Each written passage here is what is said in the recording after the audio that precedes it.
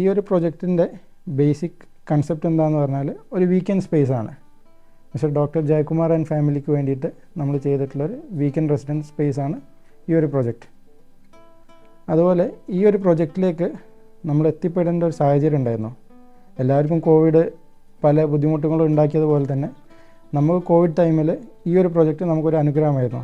Like പുള്ളിക്ക് കോവിഡിൻ്റെ സമയത്ത് പുറത്തോട്ട് ട്രാവൽ ചെയ്യാനുള്ള ബുദ്ധിമുട്ടുകളും ബാക്കിയുള്ള കൺസ്ട്രെയിൻസും എല്ലാം വന്നപ്പം പുള്ളി സ്വന്തമായിട്ട് വീടിനടുത്ത് ഒരു വീക്കെൻഡ് സ്പേസ് ഡെവലപ്പ് ചെയ്യണം എന്നൊരു ചിന്ത പുള്ളിക്ക് വന്നു. പുള്ളിയുടെ വീക്കെൻഡ് ടൈം അല്ലെങ്കിൽ പുള്ളിക്ക് കിട്ടുന്ന ലെഷർ ടൈംസ് പുള്ളിക്ക് റിജുനേറ്റ് ചെയ്യാൻ വേണ്ടിയിട്ട് പുള്ളി ഒരു സ്പേസ് ഡെവലപ്പ് ചെയ്യണം എന്നുള്ള ഒരു ചിന്തയിലാണ് ഈ ഒരു ട്രാങ്കിൾ എന്നുള്ള ഒരു പ്രോജക്റ്റ് നമ്മൾ എടുത്തു വന്നിട്ടുള്ളത്. ട്രാങ്കിൾ ഈ ഒരു ബിൽഡിംഗ് കൺസെപ്റ്റ് നമ്മൾ കൺവേർട്ട് ചെയ്തിട്ടുള്ളത് പ്രീഫാബ് ടെക്നോളജിയിലാണ്.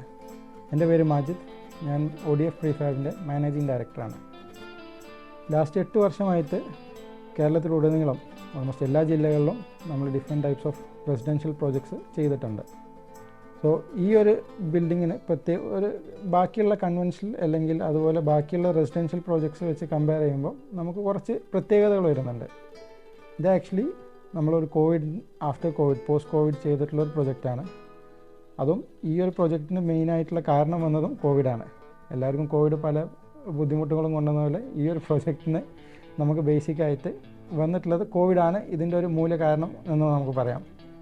കോവിഡ് സമയത്ത് ഈ പ്രൊജക്റ്റിൻ്റെ പ്രൊജക്റ്റിൻ്റെ ഓണർ നമുക്ക് പറയുന്നത് ഡോക്ടർ ജയകുമാർ ആൻഡ് ഫാമിലി. പുള്ളിക്ക് വീക്കെൻഡ് സ്പേസുകൾ അല്ലെങ്കിൽ വീക്കെൻഡ് ടൈമുകൾ സ്പെൻഡ് ചെയ്യാൻ വേണ്ടിയിട്ട് ഒരു സ്പേസ് വേണം എന്നുള്ളൊരു സങ്കല്പം, ആ ഒരു ചിന്ത ആ സമയത്താണ് വന്നിട്ടുണ്ടായിരുന്നത്.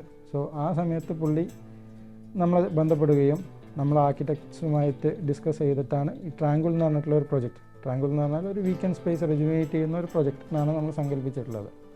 അതിന് വേണ്ടിയിട്ടുള്ള എല്ലാ സജ്ജീകരണങ്ങളും കൂടി നമ്മൾ ഈ ഒരു പ്രൊജക്റ്റ് പുള്ളിക്ക് ഡെലിവർ ചെയ്ത് കൊടുത്തു.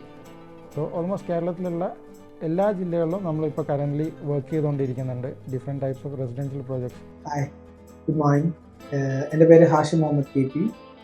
ഞാനിപ്പോൾ ആർക്കിടെക്ചർ ഫീൽഡ് കഴിഞ്ഞ് 4 വർഷം വരെ ആർക്കിടെക്ചർ ഫീൽഡിലുണ്ട്. ഞാനിപ്പോൾ ODF എന്ന് പറഞ്ഞ ഫേമിൻ്റെ ആർക്കിടെക്റ്റായിട്ട് വർക്ക് ചെയ്യുന്നുണ്ട്. കഴിഞ്ഞ 2-3 വർഷമായിട്ട് അവിടെ വർക്ക് ചെയ്തുകൊണ്ടിരിക്കുകയാണ്. ട്രാങ്കിൾ എന്ന് പറഞ്ഞ ഈ പ്രൊജക്റ്റ് സ്ഥിതി ചെയ്യുന്നത് കോഴിക്കോട് ജില്ലയിലെ മുക്കം എന്ന് പറഞ്ഞ ഒരു സ്ഥലത്താണ്. നമ്മുടെ സൈറ്റ് ചെയ്യുന്ന ഒരു പ്രൊഫഷണൽ കമ്മ്യൂണിറ്റിയിലാണ് സൈറ്റുള്ളത്. സൈറ്റ് ഓൾമോസ്റ്റ് 6.7 സെൻസ് ഏരിയ ആണുള്ളത്. അതിൽ നമ്മൾ 1000 സ്ക്വയർ ഫീറ്റ് ഏരിയയിലാണ് നമ്മുടെ വീട് കൺസ്ട്രക്ട് ചെയ്തിട്ടുള്ളത്. ക്ലയൻറ്റ് നമ്മളെ അപ്രോച്ച് ചെയ്യുമ്പോൾ അവരുടെ മെയിൻ കൺസേൺ എന്ന് പറഞ്ഞാൽ ഒരു വീക്കെൻഡ് ഹോം എന്നുള്ളതായിരുന്നു. ഒരു പ്രൊഫഷണൽസ് ആയതുകൊണ്ട് നമ്മുടെ ക്ലയൻറ്റ് കോഴിക്കോട് മെഡിക്കൽ കോളേജ് ഒരു ഫേമസ് നെഫ്രോളജിസ്റ്റാണ്. അവർ പ്രൊഫഷണൽ ആയതുകൊണ്ട് തന്നെ അവരുടെ ഫാമിലിയിൽ എപ്പോഴും ഒരു ക്വാളിറ്റി ടൈം കൊടുക്കുക എന്ന് പറഞ്ഞാൽ ഭയങ്കര ഇമ്പോർട്ടൻ്റ് ആയിരുന്നു. അപ്പം വീക്കെൻഡ്സിൽ അവർ പുറത്ത് പോയി അങ്ങനെ സ്പേസിൽ സ്പെൻഡ് ചെയ്യുന്നത് അവരുടെ ഒരു ഹാബിറ്റായിരുന്നു.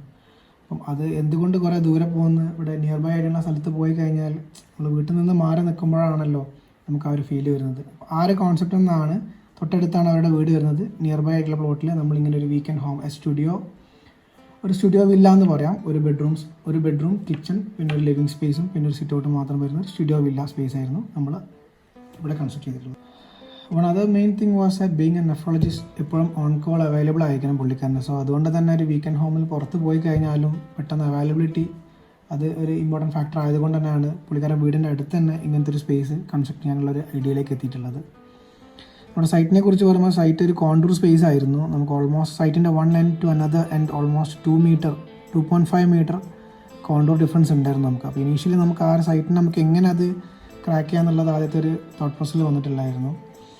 പുള്ളിക്കാരൻ ഇവിടെ ഒരു പാർക്കിംഗ് സ്പേസും വേണമെന്ന് പറഞ്ഞിട്ടുണ്ടായിരുന്നു. അപ്പോൾ നമ്മൾ സൈറ്റ് കണ്ടപ്പോൾ നമ്മൾ അത് ഇനീഷ്യലി 2 ഗ്രൂപ്പാക്കി മാറ്റി, അതായത് 2 ലെവലിലാക്കി നമ്മുടെ സൈറ്റിനെ സ്പ്ലിറ്റ് ചെയ്തു. ഫസ്റ്റ് ലെവലിൽ നമ്മൾ ജസ്റ്റ് പെഡസ്ട്രിയൻ എൻട്രി മാത്രം, പിന്നെ നമ്മുടെ കൺസ്ട്രക്ഷൻ ബിൽഡിങ്ങും മാത്രം. സെക്കൻഡ് ലെവലിൽ നമ്മൾ mainly parking space and seating space മാത്രമാണ് അവിടെ നമ്മൾ പ്രൊവൈഡ് ചെയ്തിട്ടുള്ളത്. ഇതായിരുന്നു സൈറ്റ് പ്ലാൻ വരുന്നത്. ഇതാണ് അവരുടെ മെയിൻ റോഡ് പോകുന്നത്. അവിടെ നമ്മൾ സൈറ്റ് നേരത്തെ പറഞ്ഞ പോലെ നമ്മൾ 2 ലെവലിലാക്കി സൈറ്റിനെ നമ്മൾ സ്പ്ലിറ്റ് ചെയ്തു. പാർക്കിംഗ് സ്പേസും പിന്നെ ഒരു ചെറിയ ഗ്രീൻ സ്പേസും ഉണ്ടായിരുന്നു. അവരുടെ family time outdoor space spend ചെയ്യാൻ വേണ്ടിയിട്ട് ഒരു ചെറിയ ഗ്രീൻ സ്പേസ് നമ്മൾ പ്രൊവൈഡ് ചെയ്തിട്ടുണ്ടായിരുന്നു. ആ പാർക്കിംഗ് സ്പേസിന് നമ്മൾ സ്റ്റെപ്പ് കയറി ഒരു 1.5 മീറ്റർ എലിവേഷനിലേക്ക് നമ്മൾ സ്റ്റെപ്പ് കയറി പോകുന്നു ആ ലെവൽ ഡിഫറൻസിലേക്ക്.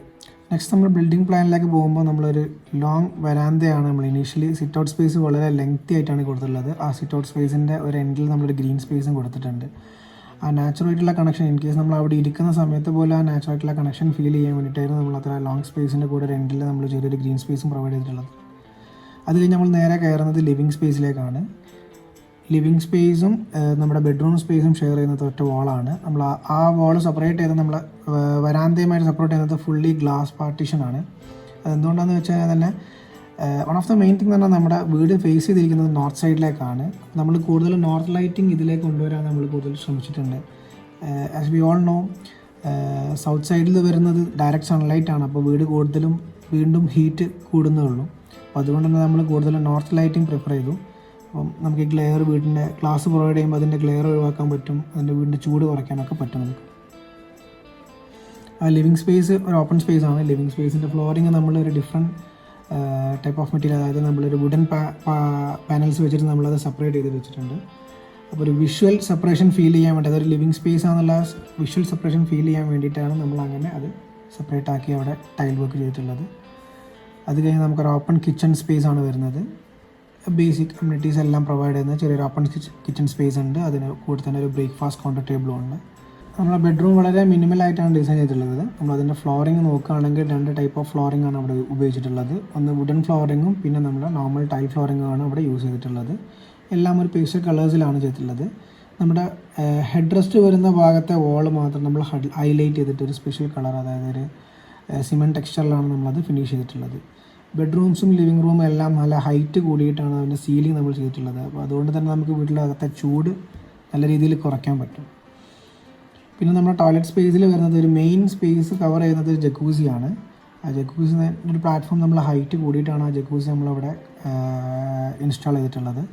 അതോടൊപ്പം തന്നെ അവിടെ 2 വാഷ് ബേസിൻസ് വരുന്ന ഒരു ചെറിയൊരു കൗണ്ടർ സെറ്റാണ് നമ്മൾ അവിടെ കൊടുത്തിട്ടുള്ളത്. പിന്നെ ഒരു സിംഗിൾ ഒരു ക്യൂബിക്കൽ വാഷ് അവിടെ വരുന്നുണ്ട്.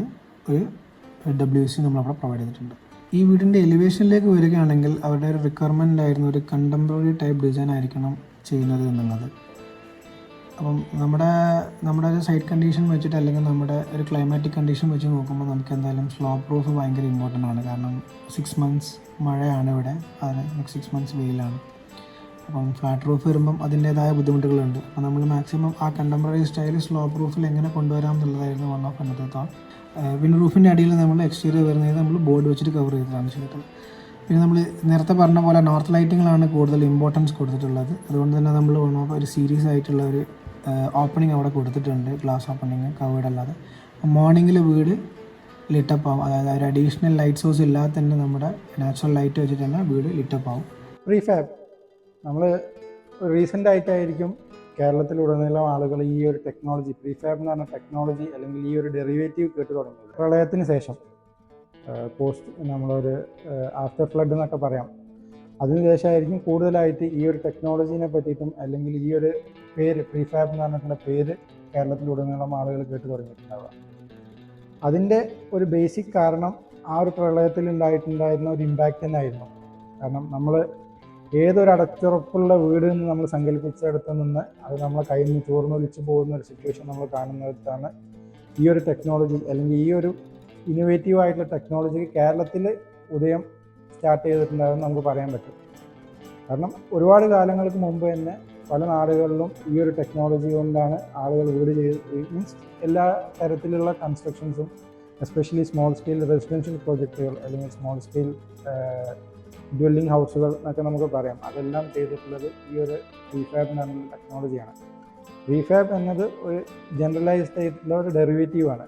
എന്ന് പറഞ്ഞാൽ നമുക്ക് ഏത് ഒരു ഡിസൈനും അല്ലെങ്കിൽ ഏത് ടൈപ്പ് ഓഫ് ബിൽഡിംഗ് കൺസെപ്റ്റുകളും നമ്മുടെ ഫാക്ടറിയിൽ നിന്ന് അല്ലെങ്കിൽ ഓഫ് സൈറ്റ് ആയിട്ട് വളരെ തുച്ഛമായ ലേബേഴ്സ് കൊണ്ട് നമ്മൾ കൺസ്ട്രക്ട് ചെയ്തിട്ട് സൈറ്റിൽ കൊണ്ടുവന്നിട്ട് വളരെ പെട്ടെന്ന് വിത്തിൻ മന്ത്സ് എന്നൊക്കെ നമുക്ക് പറയാം കൺസ്ട്രക്ട് ചെയ്ത് ആളുകളെ ആശ്ചര്യപ്പെടുത്തുന്ന ഒരു ടെക്നോളജി, അതാണ് ആക്ച്വലി പ്രീഫാബ് എന്ന് പറഞ്ഞിട്ടുള്ള ടെക്നോളജി. അതിന് ഒരുപാട് മേഖലകളുണ്ട് പ്രീഫാബിൽ. നമ്മളെ കേരളത്തിൽ ഒരുപാട് ടൈപ്പ് ഓഫ് പ്രീഫാബ് ടെക്നോളജീസ് കേരളത്തിലിപ്പോൾ കണ്ടുവരുന്നുണ്ട്. അതിൽ നമ്മൾ ചെയ്യുന്നത് ബേസിക്കലി LGSF എന്ന് പറഞ്ഞിട്ടുള്ളൊരു പ്രീഫാബ് ടെക്നോളജിയാണ്. ആ ഒരു പ്രീഫാബ് ടെക്നോളജിയിൽ ഗവൺമെൻറ് ഓഫ് കേരള അല്ലെങ്കിൽ PMAY പ്രൊജക്റ്റുകൾ, അതുപോലെ ഗവൺമെൻറ്റിൻ്റെ ഒരുപാട് പ്രൊജക്റ്റുകൾ ഈ ഒരു ടെക്നോളജി ഉപയോഗിച്ചിട്ട് ഇപ്പം കേരളത്തിലുടനീളം അതുപോലെ ഇന്ത്യയിൽ ഭൂരിപക്ഷ സ്ഥലങ്ങളിലും ചെയ്തുകൊണ്ടിരിക്കുന്നുണ്ട്. കമ്പയർഡ് ടു നമ്മൾ ഏതൊരു ടെക്നോളജി വെച്ച് നോക്കുകയാണെങ്കിൽ നമ്മൾ ചെയ്യുന്ന ഈ ഒരു ടെക്നോളജിയിലേക്ക് നമുക്കൊരു 50 വർഷത്തിൻ്റെ ഡ്യൂറബിലിറ്റി നമുക്ക് അഷ്യൂർ ചെയ്യാൻ പറ്റും. കാരണം ഇതൊരു BMPTC അപ്രൂവ്ഡ്, ലൈക്ക് എല്ലാ ബിൽഡിംഗ് ടെക്നോളജീസും നമ്മൾ അപ്രൂവ് ചെയ്യും. കേരളത്തിൽ അല്ലെങ്കിൽ എവിടെ നമ്മൾ ഇന്ത്യയിൽ കൺസ്ട്രക്ട് ചെയ്യണമെങ്കിലും നമുക്ക് അതിനൊരു അപ്രൂവൽ വേണം. അപ്പോൾ അത് അപ്രൂവ് ചെയ്തിട്ടുള്ള സംഘടന, ലൈക്ക് ഒരു ഓർഗനൈസേഷനാണ്. അവർ ഈ ഒരു ടെക്നോളജിക്ക് ആക്ച്വലി ഒരു 50 ഇയേഴ്സിൻ്റെ ഡ്യൂറബിലിറ്റി സ്പാൻ പറഞ്ഞിട്ടുണ്ട്. സോ അതുപോലെ തന്നെയാണ് ഇതിൻ്റെ ഒരു ബാക്കിയുള്ള ഒരുപാട് സവിശേഷതകൾ വരുന്നുണ്ട് ഈ ഒരു ടെക്നോളജി നമ്മൾ നോക്കുമ്പോൾ.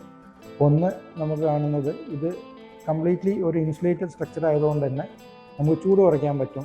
അതുപോലെ തന്നെ ഈ ഒരു ടെക്നോളജി വളരെ ഏതൊരു ഡിസൈനും നമുക്ക് അഡോപ്റ്റ് ചെയ്യാൻ പറ്റും. അപ്പോൾ അതുപോലെ തന്നെയാണ് ഇതിൻ്റെ ഒരു ഫ്യൂച്ചർ കൺസെപ്റ്റ് നോക്കുകയാണ്. ഒരു ഫ്യൂച്ചറിൽ നമുക്ക് ഇതിന് ഈ ഒരു ടെക്നോളജി അല്ലെങ്കിൽ നമ്മൾ ഏതൊരു ബിൽഡിംഗ് എടുക്കുകയാണെങ്കിലും അതിന് നമുക്കൊരു റെനോവേഷൻസ് അല്ലെങ്കിൽ നമ്മളത് ഫ്യൂച്ചറിൽ നമ്മൾ എന്ത് ചെയ്യും എന്നുള്ളത് ഒരു ചോദ്യചിഹ്നമാണ്. അവിടെയും ഇത് മുന്നിട്ട് നിൽക്കുകയാണ്. ആ ഒരു സിറ്റുവേഷനിലാണെങ്കിൽ പോലും നമുക്ക് ഈ ഒരു ടെക്നോളജിയിലാണെങ്കിൽ നമുക്ക് ഈ ഒരു ബിൽഡിംഗ് റെനോവേറ്റ് ചെയ്യാൻ എളുപ്പമാണ്. അല്ലെങ്കിൽ നമുക്ക് ഈ ഒരു ബിൽഡിംഗ് ഷിഫ്റ്റ് ചെയ്യണമെങ്കിൽ പോലും നമുക്ക് നല്ലൊരു രീതിയിൽ നമുക്ക് ഓൾമോസ്റ്റ് എല്ലാ മെറ്റീരിയൽസും നമുക്ക് റാപ്പ് ചെയ്തിട്ട് നമുക്ക് ഷിഫ്റ്റ് ചെയ്യാൻ പറ്റും. അതുപോലെ തന്നെയാണ് സ്റ്റീലായതുകൊണ്ട് ആക്ച്വലി ഇതൊരു സ്റ്റീൽ ഫ്രെയിം സ്ട്രക്ചർ. നിങ്ങൾ ഇപ്പം ഇതിൽ കണ്ടിട്ടുള്ള ഫോട്ടോസ് അല്ലെങ്കിൽ വീഡിയോസ് ഒക്കെ കണ്ടിട്ടുണ്ടാവും, മനസ്സിലായിരിക്കും. ഇതൊരു സ്റ്റീൽ ഫ്രെയിം സ്ട്രക്ചേർഡ് ഹൗസാണ്, കംപ്ലീറ്റ്ലി ഗാൽവനൈസ്ഡ് ഫ്രെയിം സ്ട്രക്ചേഴ്സാണ്. സോ ഈ ഒരു സ്ട്രക്ചർ നമുക്ക് ഫ്യൂച്ചറിൽ നമുക്ക് കംപ്ലീറ്റ്ലി ഒരു റീസെയിൽ ചെയ്യാൻ പറ്റും. അപ്പോൾ സെയിൽ വാല്യൂ ഉണ്ടാവും. മറ്റേ നമ്മളൊരു കൺവെൻഷണൽ അല്ലെങ്കിൽ ഒരു traditional type of concrete slabs ആണെങ്കിൽ നമുക്കത് നമ്മളൊരു സ്കിൽ അല്ലെങ്കിൽ ഒരു ലേബേഴ്സിന് നമുക്ക് അങ്ങോട്ട് കാശ് കൊടുത്തായിരിക്കും നമ്മളത് ഡിമോളിഷ് ചെയ്യാൻ വേണ്ടിയിട്ട് പറയുന്നുണ്ടാവുക. മോറോവർ നമുക്ക് ഈ ഒരു ടെക്നോളജിയിലാകുമ്പോൾ ഇത് നമുക്ക് ഇൻകം ഏണിംഗ് ആയിരിക്കും. നമ്മൾ ഫ്യൂച്ചറിൽ നമുക്ക് ഇതിൻ്റെ ഒരു സ്കെയിലബിലിറ്റി അല്ലെങ്കിൽ റീസെയിൽ വാല്യൂ കൂടുതലായിരിക്കും. കാരണം സ്ക്രാപ്പ് വാല്യൂ ആ ഒരു സമയത്ത് സ്റ്റീലിൻ്റെ വളരെ ഹയർ ആയതുകൊണ്ട് നമുക്ക് നല്ല രീതിയിൽ റീസെയിൽ വാല്യൂ ഉണ്ടാവും. അതുപോലെ തന്നെ ഇതിൻ്റെ വേറൊരു അഡ്വാൻറ്റേജ് എന്താണെന്ന് പറഞ്ഞു കഴിഞ്ഞാൽ നമ്മളൊരു 1000 സ്ക്വയർ ഫീറ്റ് ഒരു പ്ലിന്തഡ് സ്പേസ് നമ്മൾ കൺസിഡർ ചെയ്യുകയാണെങ്കിൽ നമുക്കതിൽ ഒരുപാട് സ്പേസ് നമുക്ക് ഭിത്തിക്ക് വേണ്ടിയിട്ട് നമ്മളൊരു സാധാരണ കൺവെൻഷണൽ കൺസ്ട്രക്ഷനിൽ ചെയ്യുമ്പോൾ നമുക്ക് ഏകദേശം ഒരു 10 ഇഞ്ചിൻ്റെ അടുത്ത് നമ്മൾ സ്പേസ് നമുക്ക് നഷ്ടപ്പെടും. ആ ഒരു സ്പേസ് കമ്പാരിറ്റീവ്ലി നമ്മൾ കാൽക്കുലേറ്റ് ചെയ്ത് നോക്കുമ്പോൾ നമ്മളെ ഓവറോൾ പ്ലിന്ത് ഏരിയയുടെ നല്ലൊരു ശതമാനം നമുക്ക് നഷ്ടപ്പെടുന്നുണ്ട്. സോ അതും നമുക്ക് ഈ ഒരു ടെക്നോളജിയിൽ നമുക്ക് മറികടക്കാൻ കഴിയും. അതിൻ്റെ ഒരു മേജർ റീസൺ എന്ന് പറഞ്ഞാൽ സ്റ്റീലിന് കമ്പയർഡ് ടു ഏതൊരു ബിൽഡിംഗ് മെറ്റീരിയൽ വെച്ച് നോക്കുമ്പോഴും സ്റ്റീലിൻ്റെ ലോഡ് ടു വെയിറ്റ് റേഷ്യോ വളരെ കൂടുതലാണ്. സോ ആ ഒരു സിനാരിയോയിൽ വെച്ചിട്ട് നമുക്കിതിൻ്റെ വാളിൻ്റെ തിക്നെസ് ഒക്കെ വളരെ മിനിമൽ ആയിരിക്കും. ലൈക്ക് നമുക്കൊരു പകുതി തിക്നെസ് മതി. നമ്മൾ കൺവെൻഷനിൽ നമ്മളൊരു 10 ഇഞ്ചാണ് കൺസിഡർ ചെയ്യുന്നതെന്നുണ്ടെങ്കിൽ ഇതൊരു 5 ഇഞ്ച് സ്പേസിൻ്റെ ഉള്ളിൽ നമുക്കിത് കൺവേർട്ട് ചെയ്തെടുക്കാൻ പറ്റും എന്നുള്ളതാണ്, അല്ലെങ്കിൽ ഈ ഒരു ബിൽഡിംഗ് ചെയ്യാൻ പറ്റും. അപ്പം ആ ഒരു അഡ്വാൻറ്റേജ് കൂടെ നമുക്ക് ഇതിൽ കാണുന്നുണ്ട്.